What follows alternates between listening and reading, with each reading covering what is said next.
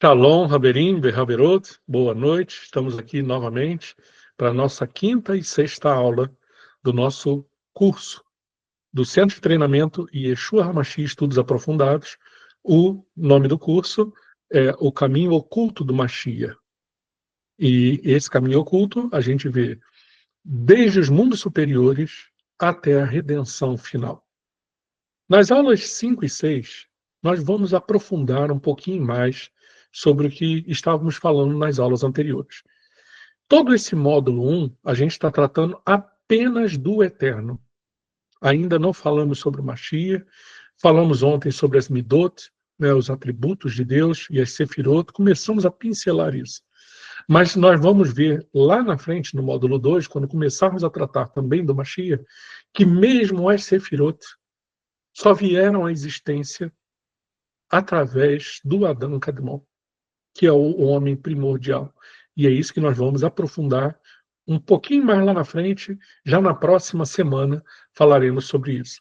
Mas hoje trataremos também das Sefirot, dos 4 mundos, mas lembrando que nada disso está desconectado do Adão Kadmon, porque tudo isso veio à existência através dele. Aí você fala, mas a gente não está falando do eterno, dos atributos do eterno? Sim, tudo que se torna manifesto do eterno se manifesta através do Mashiach. Porque, do contrário, a gente nunca ia saber. Porque Deus é incognoscível, como nós vimos nas aulas anteriores. Ele habita na luz inacessível. Para que a gente saiba que exista um atributo de misericórdia e um atributo de rigor, de justiça, essas coisas tiveram que ser manifestadas a nós. Da mesma forma que eu estou manifestando esses ensinos para vocês, através da minha palavra, assim o Eterno também manifesta os seus atributos através da sua palavra, que é o Mashiach, o Verbo, o Memra. Então vamos começar com a aula de hoje propriamente dita. Nós vamos começar vendo a presença do Eterno nos mundos, de Atzilut, Beriá, Yetzirah e Asiá. O que são esses 4 mundos? Para a gente começar. Esses 4 mundos são diferentes níveis de sublimidade e distanciamento da luz divina. Quanto mais longe da fonte de luz, que é o eterno, mais grosseiros vão ficando esses mundos. E eles vão se separando pelo que a gente chama de véus, de ocultação. Porque tem certos níveis que exigem uma pureza de santidade tão grande que um mundo inferior não conseguiria ter acesso a ele, sem ser destruído pela santidade do Eterno. Entendeu? Então, comecemos, né? Esses 4 mundos, segundo a Kabbalah, são dimensões da manifestação divina. Então, quando os cabalistas nos falam da criação, eles não se referem apenas ao nosso mundo físico. Porque quando a gente pensa em criação, a gente pensa em Big Bang, né? As galáxias, planetas, estrelas, constelações surgindo. E não é isso que os cabalistas falam quando eles falam de mundo. Mundo para eles não é um planetinha. Mundo é um olam, certo? É uma esfera, é uma dimensão. É uma esfera dimensional, com véus de ocultação, dependendo da proximidade da luz divina, certo? Então, quando os cabalistas eles vão nos falar de criação, eles não vão se referir apenas ao nosso mundo físico, que é o último de todos, mas a estrutura inteira que liga o infinito ao finito. Ok? É por isso que dentro da tradição da Kabbalah desenvolveu-se a ideia dos 4 mundos, de Atzilut, que é o mundo da emanação, que é o mais próximo da luz do Eterno, o mundo de Beriá, que é o mundo de criação, aonde tudo o que acontece que vai ser criado é ali que é planejado. O mundo de Yetzirah, que é o mundo da formação, que é nesse mundo da formação que estão, por exemplo, as leis que vão dar sustentação à matéria. Como assim? Que leis? Por exemplo, a matemática, as leis da física. Elas existem, digamos assim, arquetipicamente nesse mundo de formação, e é ali que as coisas começam a ser organizadas para que no mundo seguinte, que é o mundo de Asiá, que é o mundo da ação, isso se torne matéria em movimento. Ok? Então, cada um desses mundos representa como se fossem cascas numa cebola, envolvimento, né? Cada um desses mundos, um degrau progressivo na emanação da luz divina, desde o Ein Sof, né, até a realidade tangível, ok? Então, o Zohar, ele nos ensina que o Hakadosh Baruch Hu estendeu a sua luz, né, e formou mundos sem fim. O Zohar Bereshit 1a, né, o Midrash Neilam, uma seção oculta do Zohar, descreve essa estrutura como o corpo do rei, onde cada mundo é como um dos membros por onde flui a vitalidade do todo. O Rav Chaim Vital, discípulo do Arizal, né, do Isaac Luria, do grande rabino Isaac Luria, explica no seu grande livro Etz Haim, no Rei Hal Adam Kadmon Sha'ar 1, que todos os mundos são apenas formas distintas da revelação do Or Ein Sof. Or Ein Sof é a luz do infinito, a luz de Deus. Então, que todos esses mundos são apenas formas distintas, com diferentes graus de sublimidade, da mesma revelação do Or Ein Sof, da luz de Deus. Cada um adequado ao nível de recepção das criaturas ali presentes. Em hebraico, né, nós vemos Kol haolamot reinam ela hofaat nivdalot shel Or Ein Sof, kefi yeholet hakabbalah shel hanivrahim bechol olam veolam. Mais ou menos traduzido, seria algo como: todos os mundos são apenas manifestações distintas da luz do infinito, conforme a capacidade de recepção dos seres criados em cada mundo. Então, o que isso quer dizer? Né? É a mesma luz do infinito, mas dependendo da densidade, vamos chamar de densidade, daquele olam, daquele mundo, daquele nível, você pode receber mais luz ou menos luz, certo? Do infinito. Um exemplo bem prático disso a gente tem no próprio mar, né? A pessoa que está ali boiando em cima da água do mar, ela tem uma luz do sol muito forte. Mas se ela descer 10 metros, a luz que chega para ela já não é tanta. Se ela descer 100 metros, a luz é bem menor, 10% só daquela luz que chega ali. Mas se ela descer 1 quilômetro, é só trevas. É mais ou menos isso, mas só que com graus mais marcados de separação da luz divina para nós. Certo? E essa divisão, esse que a gente chama de véus de ocultação, são a separação entre esses mundos, né? Então é isso que o Zohar está falando. Assim, a Atzilut é o mais próximo do eterno. E por isso mesmo, quase nada ali é separado do Or Ein Sof. Então, notem que acontece uma coisa curiosa. Quanto mais próximo da luz, mais uno com ela você é. Não existe muitas separações. Aquele nível é tão próximo da luz que se você estivesse lá, você não saberia se você é você mesmo ou se você é o eterno. De tão próximo. Está quase mesclado. Certo? É muito próximo. Então, quase nada ali é separado do Or Ein Sof. Já em Asiá, é um mundo da separação absoluta. Eu sou eu, você é você, e tem aquele egoísmo, aquela coisa, é um mundo da separação. Que nós estamos no mundo mais distante da luz do eterno, onde a matéria é mais densa e a espiritualidade mais oculta. Porque se a gente tivesse mais luz, nota que quanto mais luz a gente recebe, mais já começa a quebrar, por exemplo, o nosso ego. Mais a gente consegue ter uma comunhão melhor com os nossos irmãos, mais a gente vai se tornando errado. Certo? que Yeshua falou? Pai, eu oro por eles, por estes, para que eles sejam errados, assim como nós somos um. Então, isso, ao invés de fazer o que a teologia cristã, de uma forma quase infantil, fala, né, de que, eu e o Pai somos um, e Yeshua falou isso, logo ele é Deus. Não, porque senão nós também somos Deus. Porque Yeshua disse que estava orando por nós, para que nós fôssemos um, assim como ele e o Pai são um.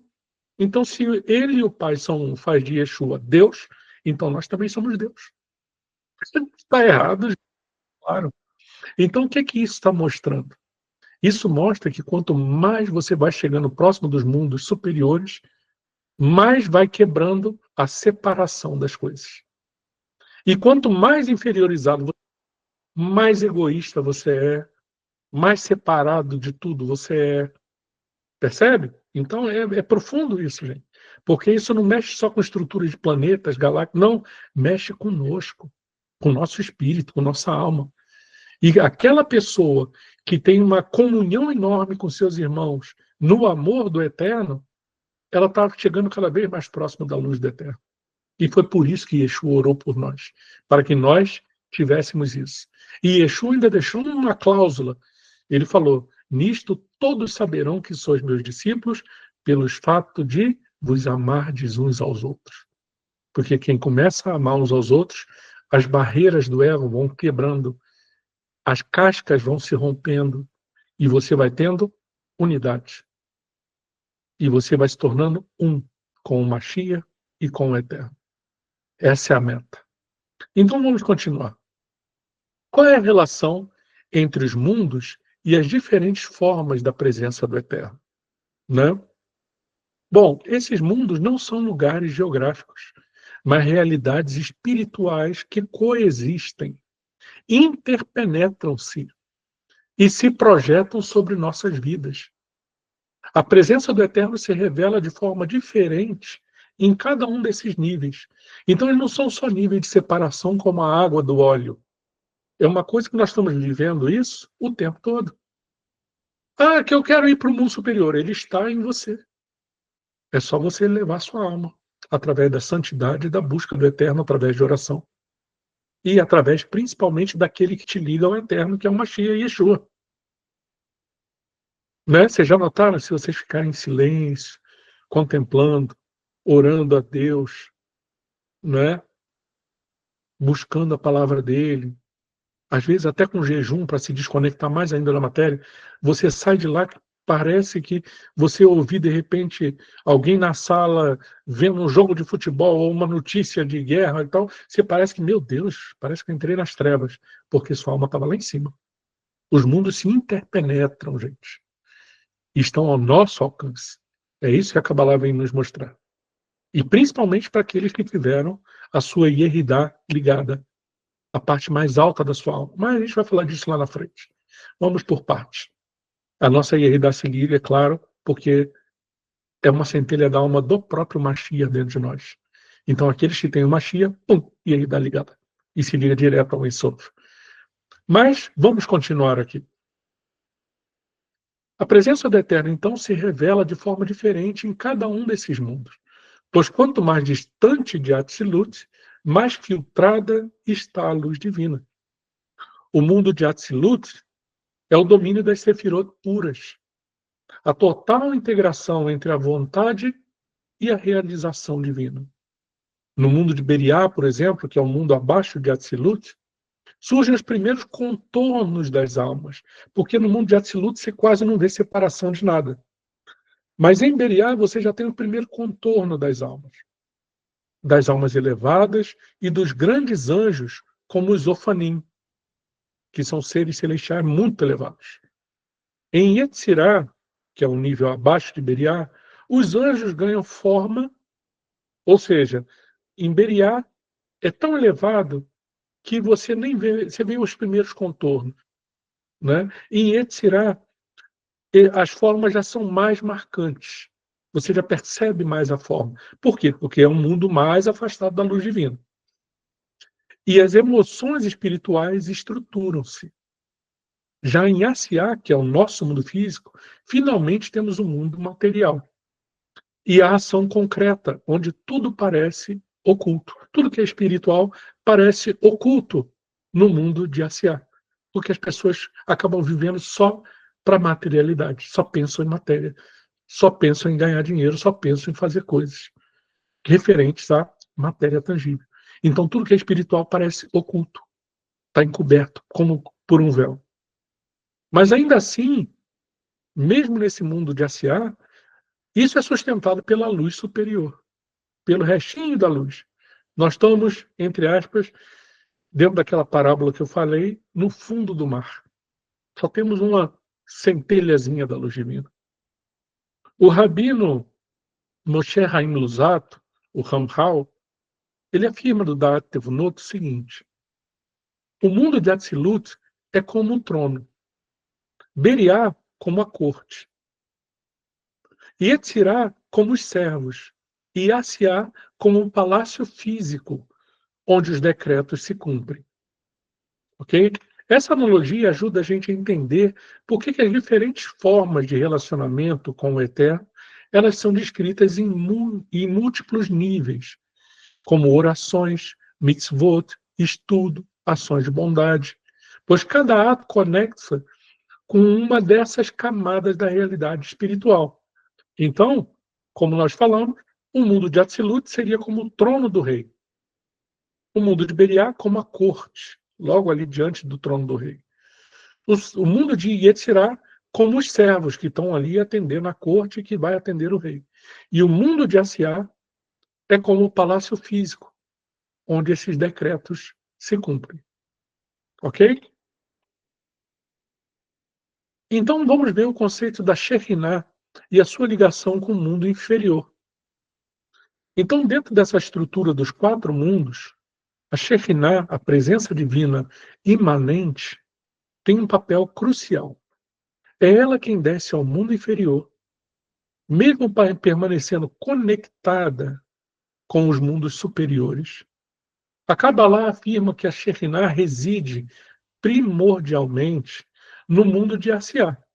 O papel dela é aqui, certo? Mas ela tem uma conexão direta, essa presença divina tem uma conexão direta com o Eterno.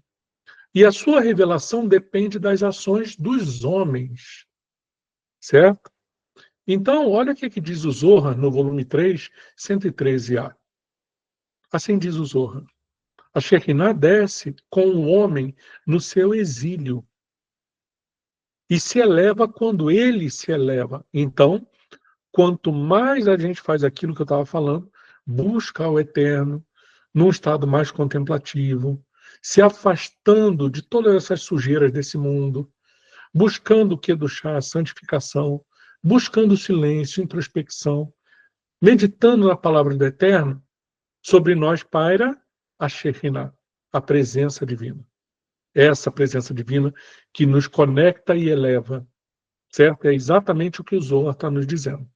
A Shekhinah desce com o homem no seu exílio, mesmo no seu lugar, nesse mundão desgovernado do jeito que está. Então a Shekhinah desce com o homem aqui e se eleva quando esse homem se eleva.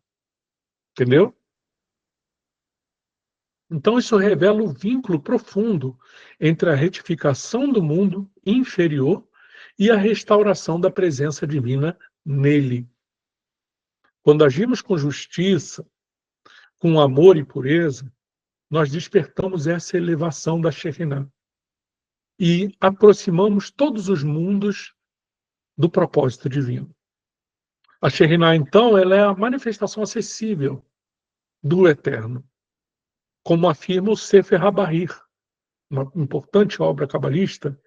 No seu verso 121, ele vai dizer o seguinte: a Shekhinah é o manto da luz superior, e é ela que se revela em cada mundo segundo a sua capacidade.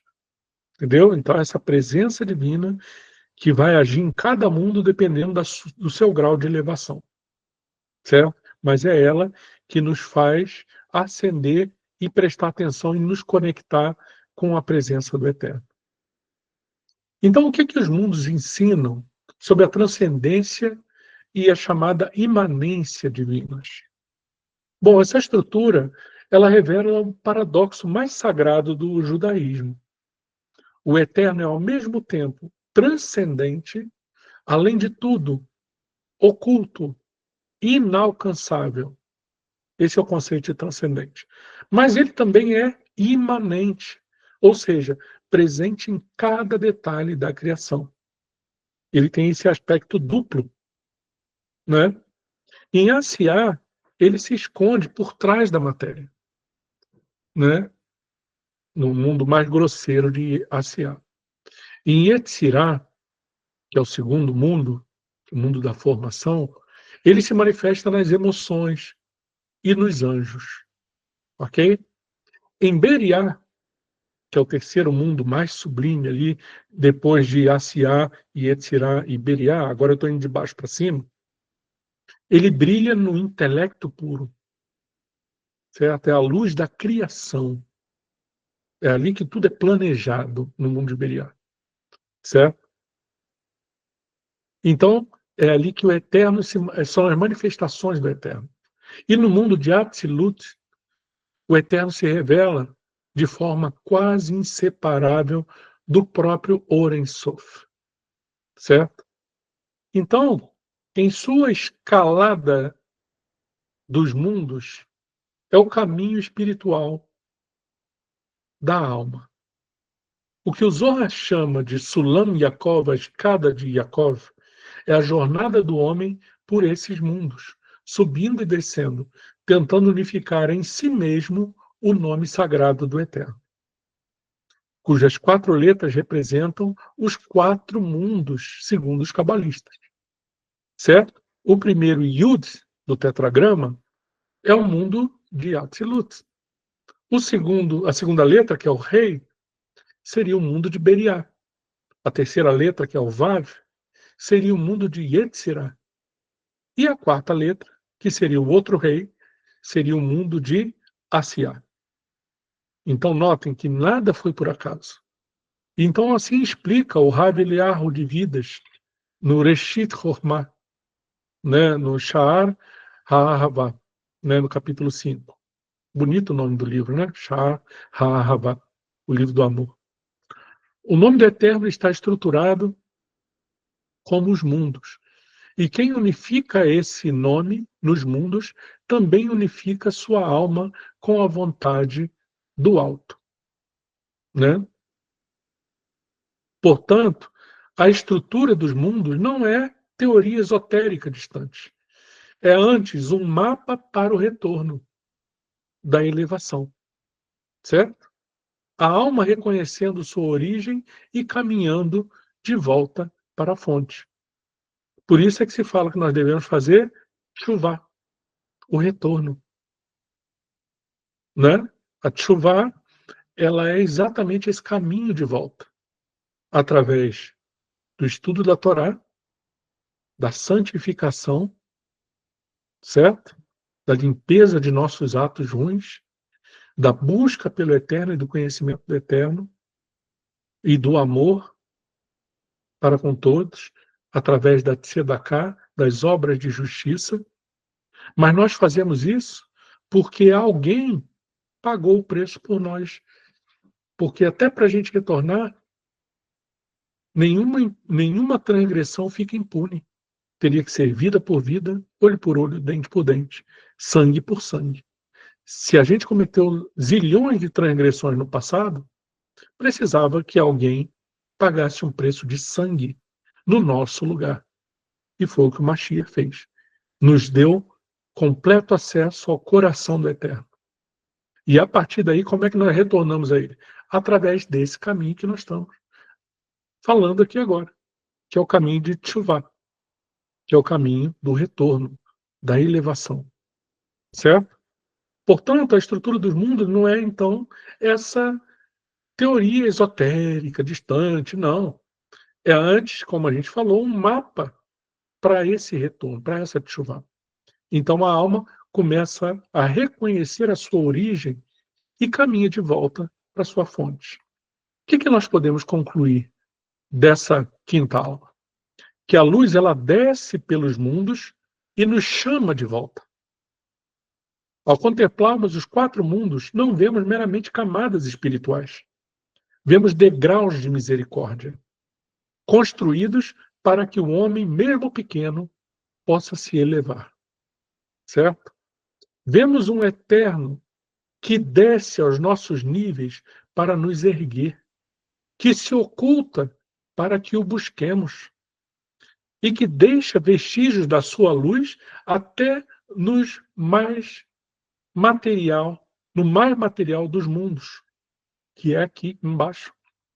A Kabbalah, então, ela nos ensina que no início da emanação dos mundos, o Eterno desejou fazer-se conhecido em amor. Isso está escrito no Etz Haim, no Sha'ar HaKlalim, por exemplo, são 2 obras que falam disso.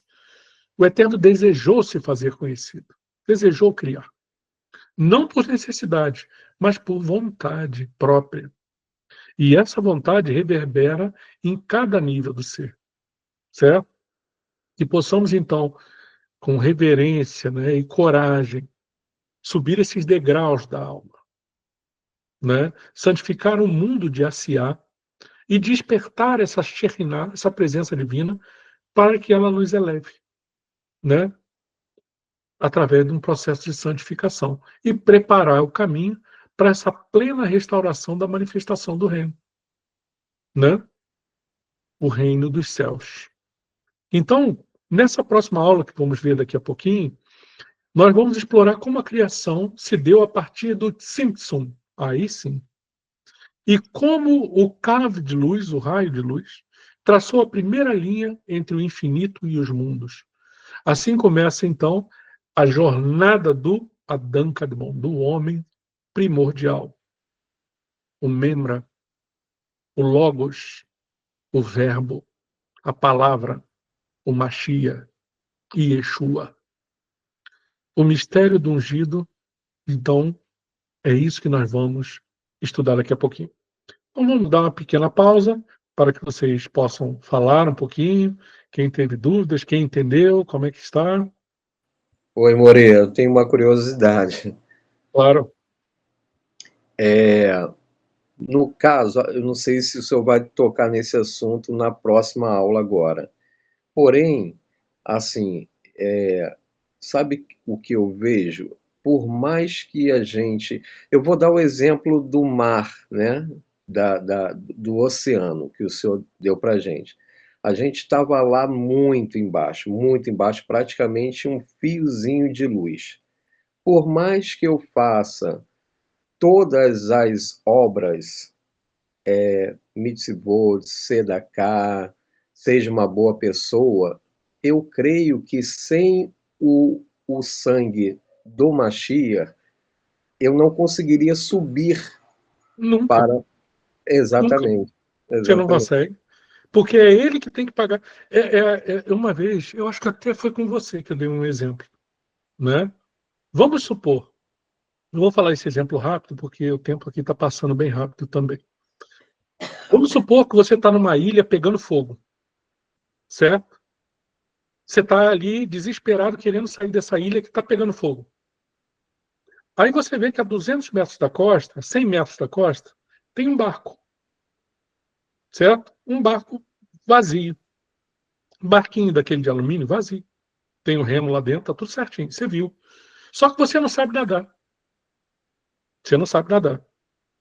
Aí, de repente, do meio do fogaréu dessa ilha, sai um bombeiro com aquelas roupas, né, contra incêndio, que o fogo não pega, e que também é super capaz, tem um jet ski, sabe andar, sabe te levar por qualquer lugar.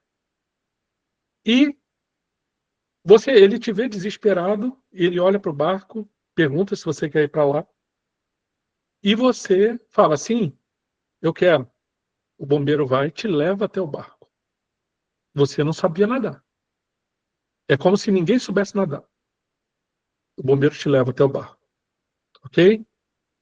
E depois, né, você pode ir com aquele barco e sair dali daquela ilha e seguir o teu caminho para o teu destino. Mas Imagine também que, assim como foi, você poderia ser qualquer tipo de pessoa que acontecesse isso e ir naquele bar. Imagine então uma pessoa que tem um, um, uma, uma picareta daquela, uma pá, e comece a fazer furos no barco. Ou que comece a pular desesperada, dando festa naquele barco, pulando para todo quanto é lado. Né? O que pode acontecer com o barco? Se ela fizer furo no barco, o barco pode afundar. Ela vai chegar no destino dela? Não. Aí se ela ficar muito desgovernada e pular e cai na água, e o tubarão pega. O que eu estou querendo dizer com essa parábola? A ilha pegando fogo é esse mundo. O barco é a salvação. Eu sozinho não consigo chegar no barco. Eu não sei nadar. Nenhum de nós sabe. Mas aquele bombeiro capacitado, ele nos leva para lá. Mas a partir do momento que nós estamos no barco, a responsabilidade é nossa. Se pecarmos voluntariamente depois de termos recebido, né, o perdão dos pecados, já não resta expiação pelo pecado, é o que diz o livro de Hebreus. Então a pessoa que faz furo no barco, no seu barco da sua santificação, vai afundar e vai morrer. Não existe aquele papo de uma vez salvo, salvo para sempre. Não, você pode perder. Você tem que se manter na salvação. Você tem que se manter no barco. Ah, e se eu der festa e pular para lá e para cá e cair na água? Você tem que se manter no barco. E Yeshua deixa isso de forma mais clara impossível. Ele quase desenhou, gente. Ele falou assim: eu sou a videira verdadeira e vós os ramos. Se vocês estiverem em mim, né, o Pai vai podar vocês para que vocês deem ainda mais frutos. Mas todo ramo que não está em mim, que não produz fruto, o Pai o corta e o lança fora. Nota, esse galho estava antes na videira. Uma vez salvo, salvo para sempre, o galho estava na videira. Fazia parte da videira. Estava crescendo lá com ele. Só dava folha e não dava nenhum fruto. O que o Eterno fez? Cortou e jogou fora. E queimou e ardeu. É assim. Então, estar na videira é mérito do Mashiach. Te conectou, você agora é galho junto com ele. Partilha da mesma seiva. É o exemplo do barco. Ele te colocou naquele barco. Você partilha da mesma seiva. Você é galho junto com ele. Você dá fruto junto com ele. Agora, começou a não dar fruto, o Eterno te corta. Meu pai é o agricultor. E ele te joga fora. E os queimam e ardem. Certo?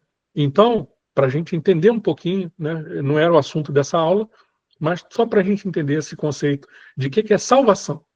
Só o sangue do Mashiach poderia ter pago o preço de salvação. Mais nada. Só o sangue dele. Né? Essa salvação nos colocou dentro do barco. Agora, o barco é responsabilidade nossa. É o caminho de Tchuvá, de retorno que nós falamos. Certo? Pode falar.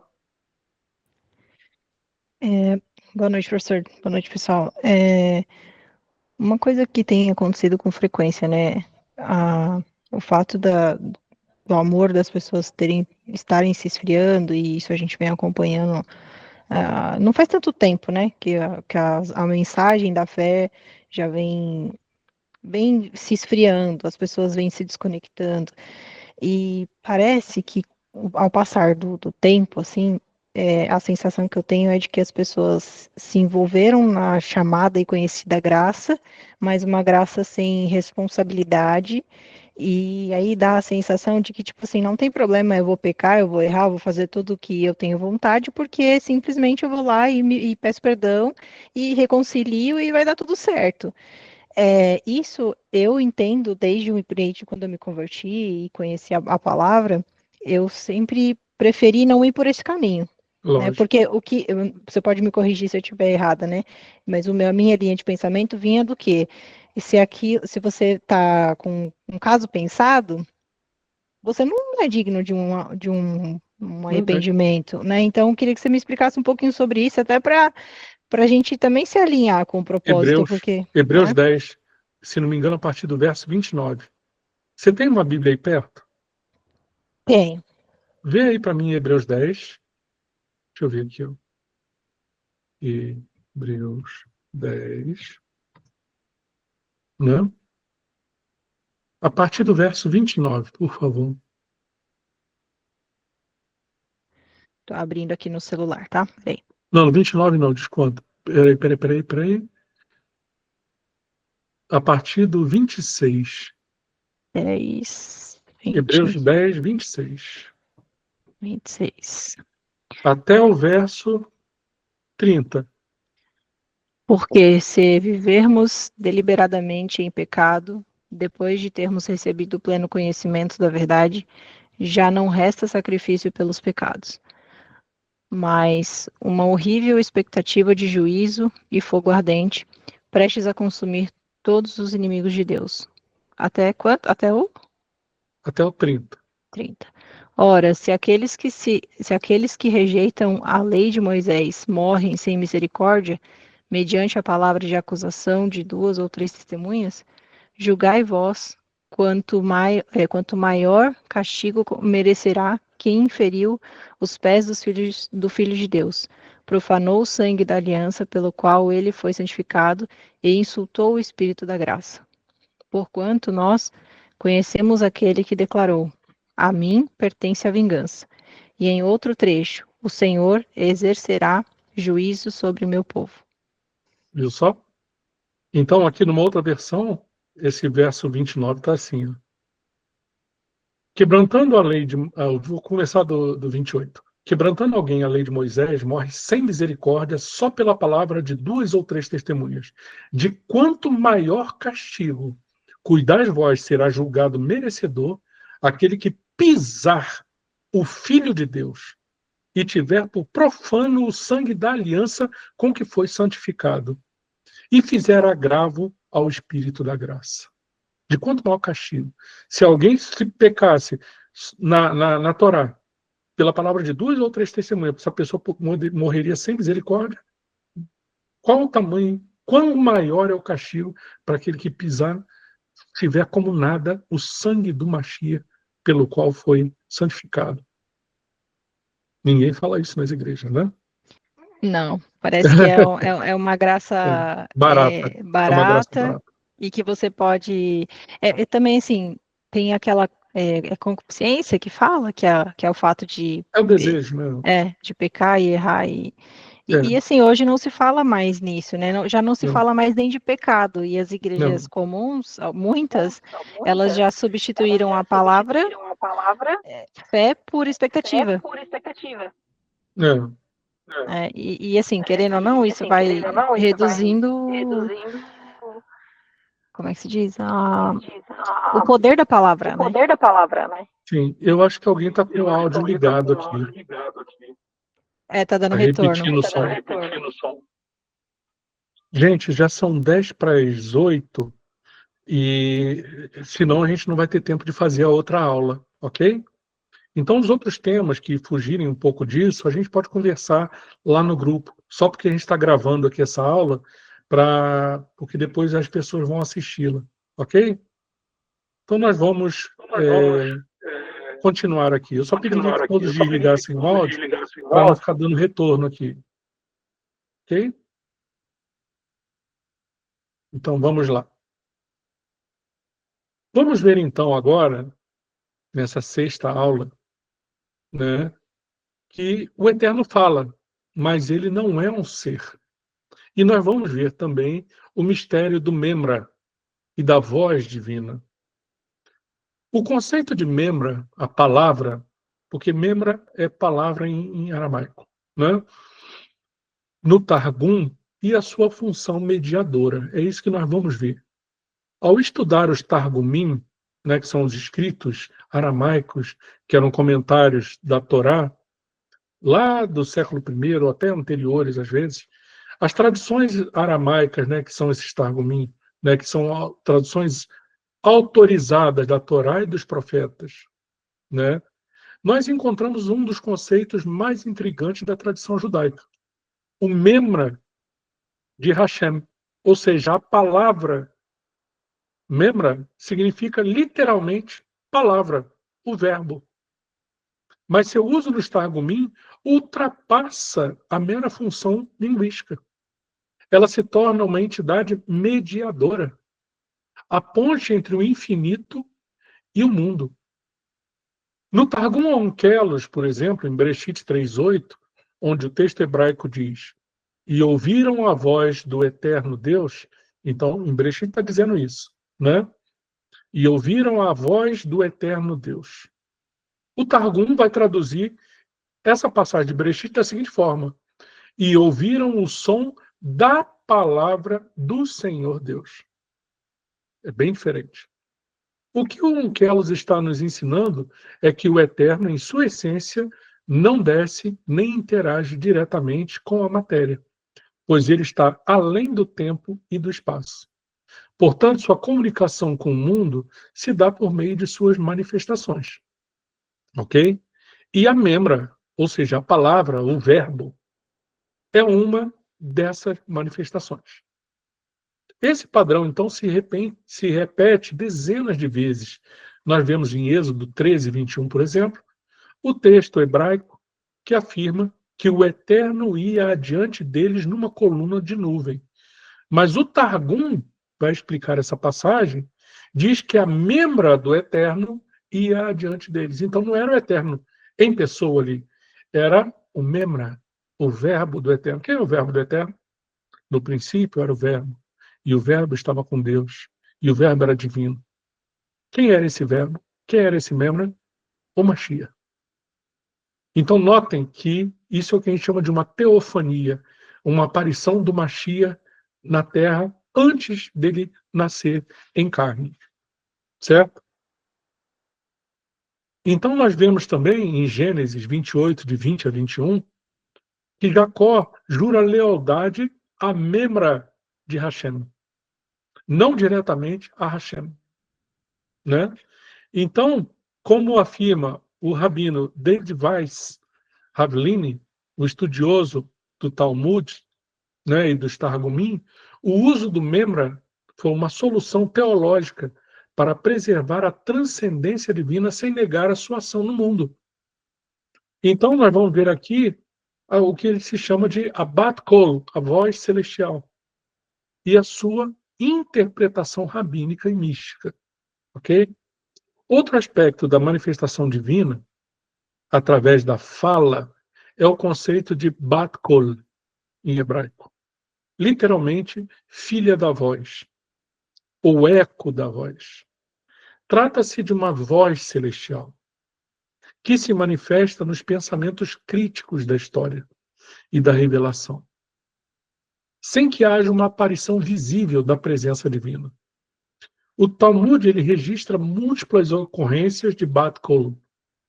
Em Bava Metzia 59b, a voz celeste se manifesta para declarar: me venceram, meus filhos, me venceram.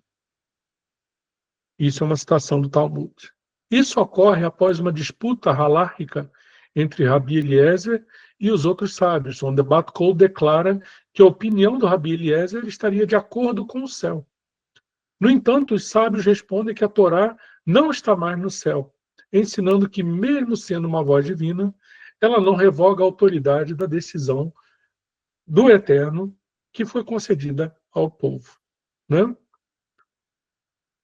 Então, do ponto de vista, né, místico, a Bat Kol é vista como uma reverberação da Shekhinah, né, uma voz celestial.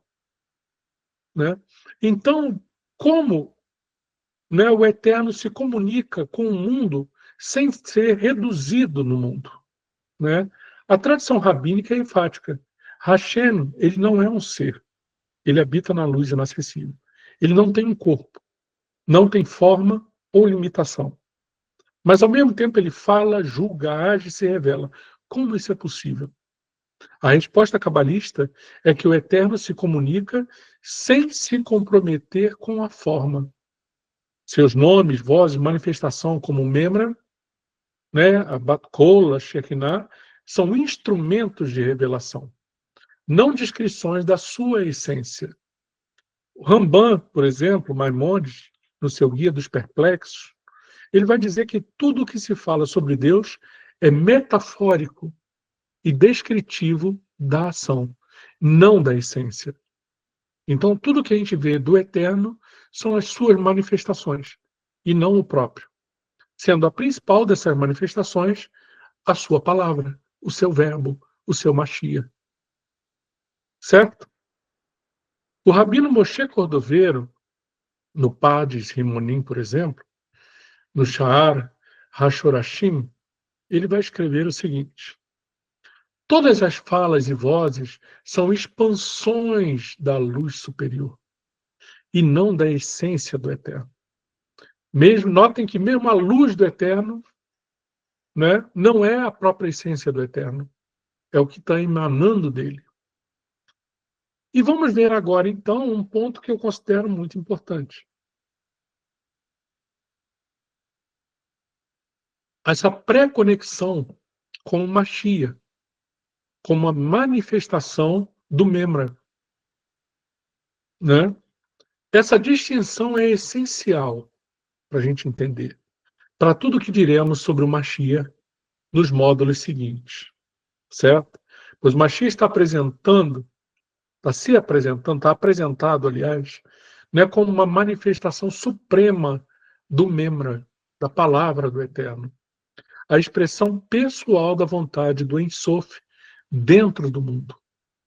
Então, da mesma forma que eu estou me manifestando a vocês através da minha palavra, e vocês estão sabendo o que eu tenho a dizer através da minha manifestação, da mesma forma, o Mashiach é a manifestação, emana do Eterno, assim como minha voz emana de mim, mas a minha voz não sou eu.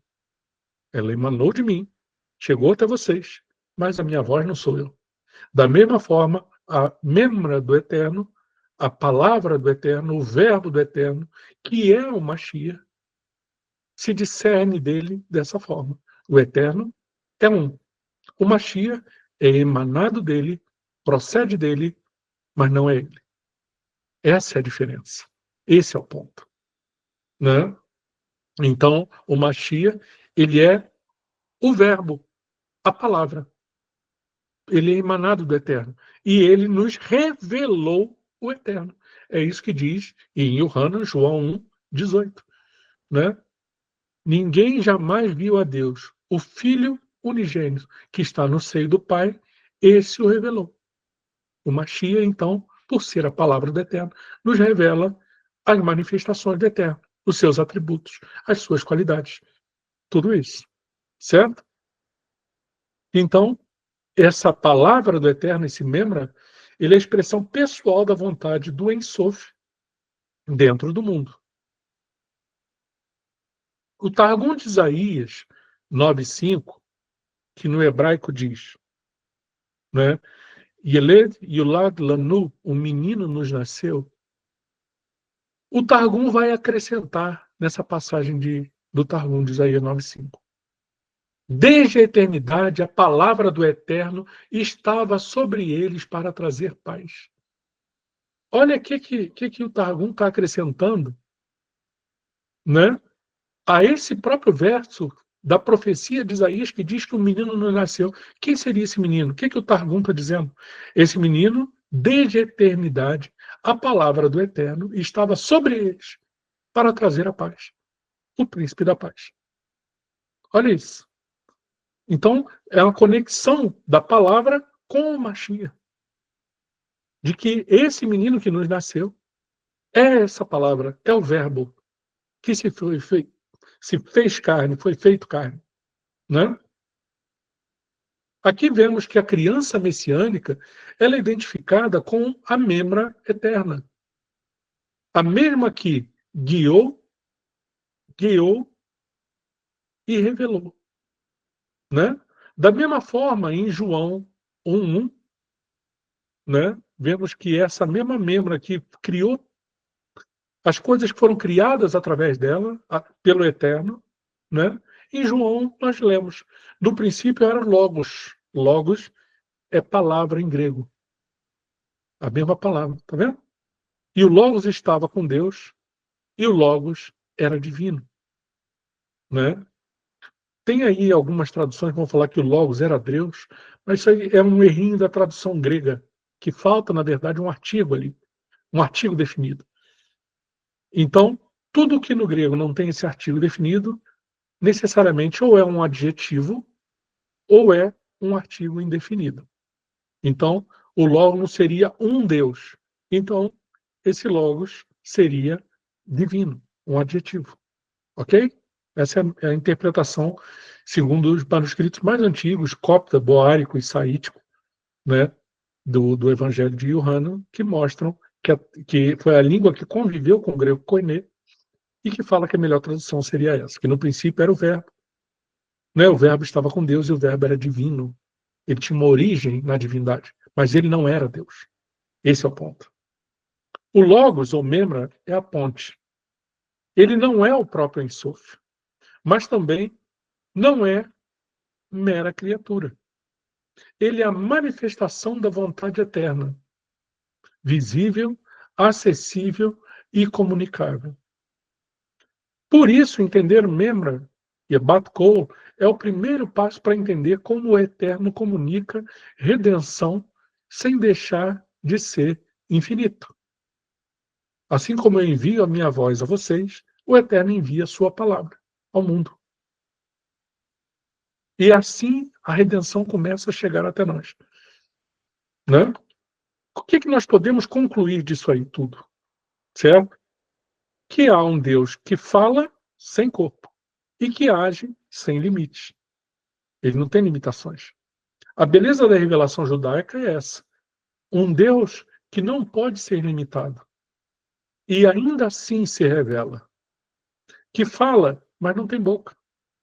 Que julga, mas não tem olhos. Que caminha com seu povo, mas não se move. Não é? E tudo isso é feito por meio de estruturas mediadoras.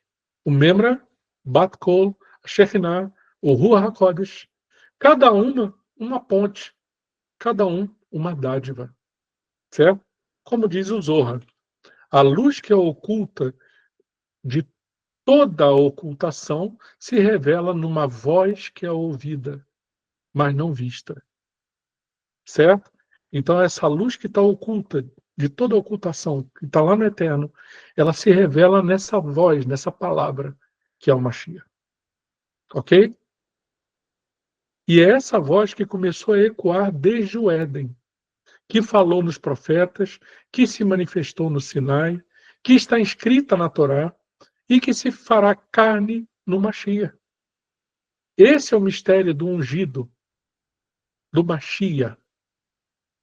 É aqui que começa o mistério do ungido, com a palavra que sempre existiu, mas que um dia seria ouvida de forma visível, como diz, né, nos textos que lemos.